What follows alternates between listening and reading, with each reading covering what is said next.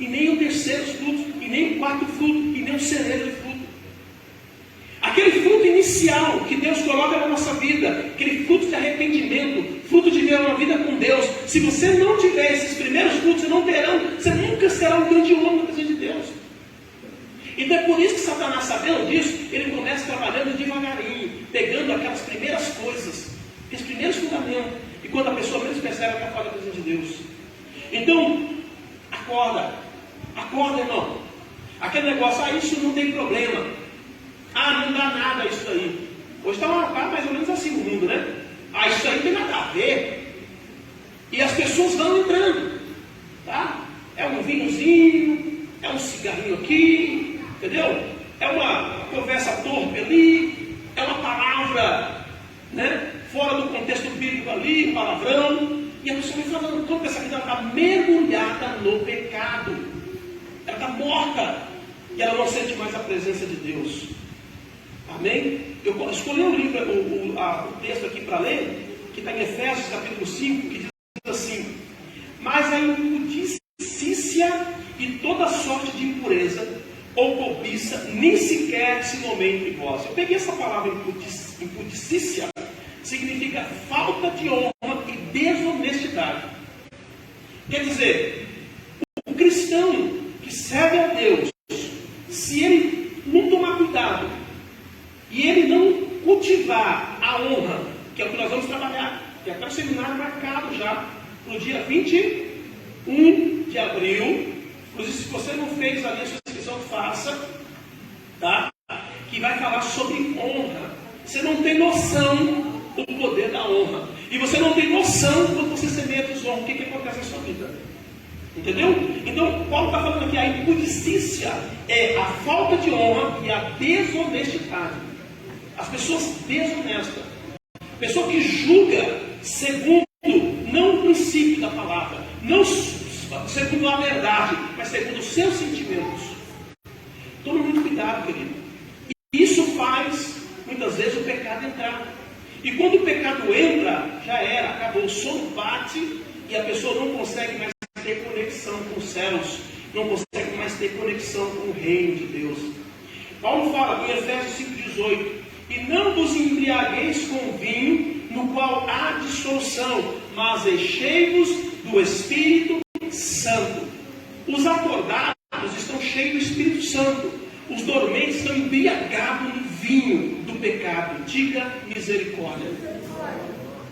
Uma pessoa embriagada, ela não tem noção. Tem uma passagem em Provérbios que diz que o bêbado está no alto do mastro. E ele diz assim: me bateram, mas não doeu. Diga misericórdia. Depois que acabar a embriaguez, ele vai ver se vai doer ou não vai. Enquanto está bêbado, não vai. Entendeu? Mas estão embriagados pelo pecado.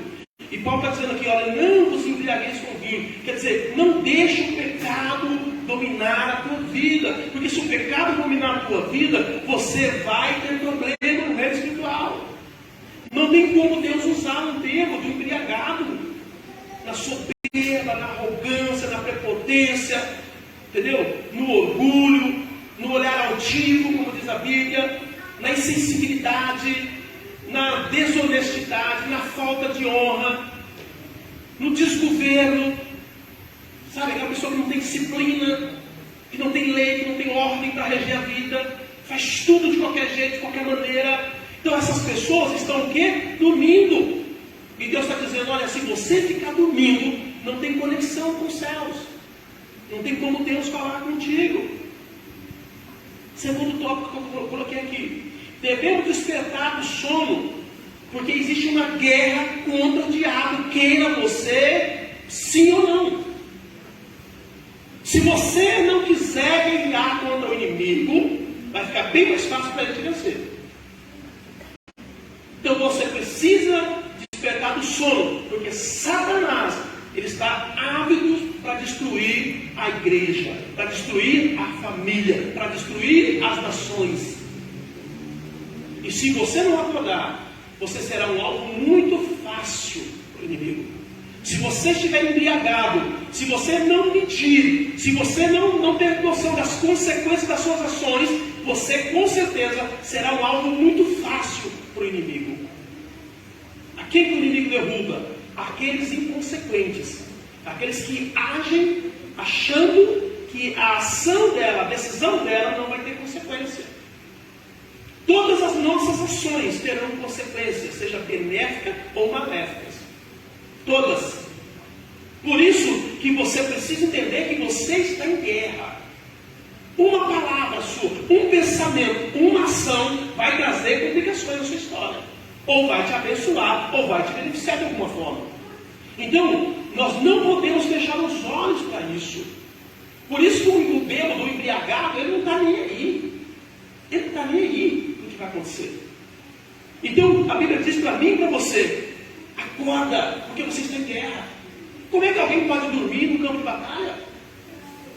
A Bíblia fala de Davi, quando ele teve relação com a Batseba, ela chamou o esposo dela, Urias, e falou: vai para a guerra. Aliás, sai da guerra e vem gritar com a sua esposa. Ele disse: como que eu vou fazer isso se os meus irmãos estão na batalha?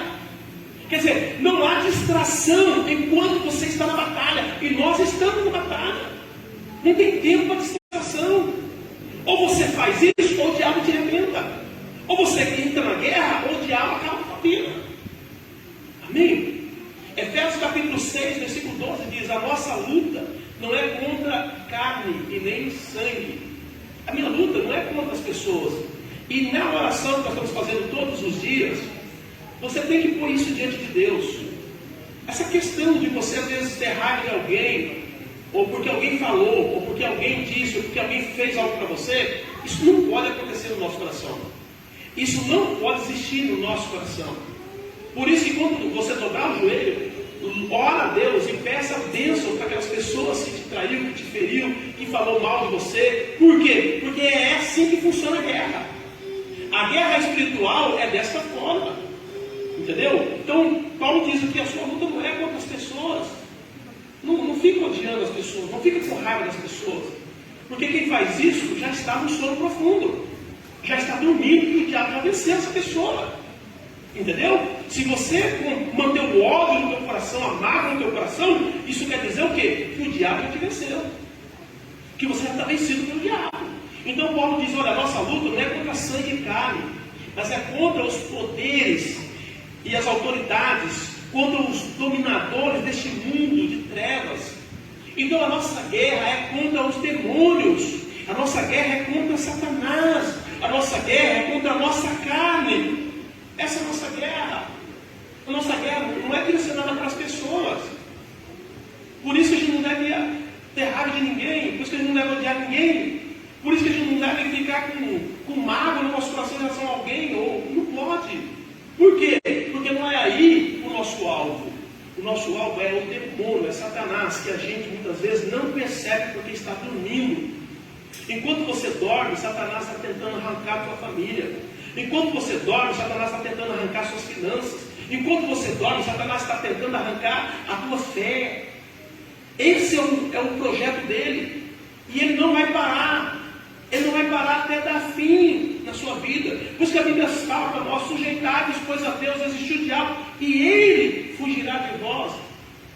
Quando Jesus estava no deserto, sendo tentado pelo diabo, a Bíblia diz que ele venceu o diabo nas tentações. Eu até falei: expulsa o diabo da tua vida. Expulsa o diabo da tua vida. Faça igual Jesus fez. O que acontece com muitos? Ao invés de expulsar o diabo, ele aceita os propósitos do inferno. Quando nós aceitamos a propósito do inferno, nós começamos a ser dominados, dirigidos, guiados pelo inferno. Mas quando nós dizemos para o diabo: para trás de mim, Satanás, somente ao Senhor, aí ele vai embora. A Bíblia diz que quando Jesus fez isso, a Bíblia diz: e Satanás se ausentou dele.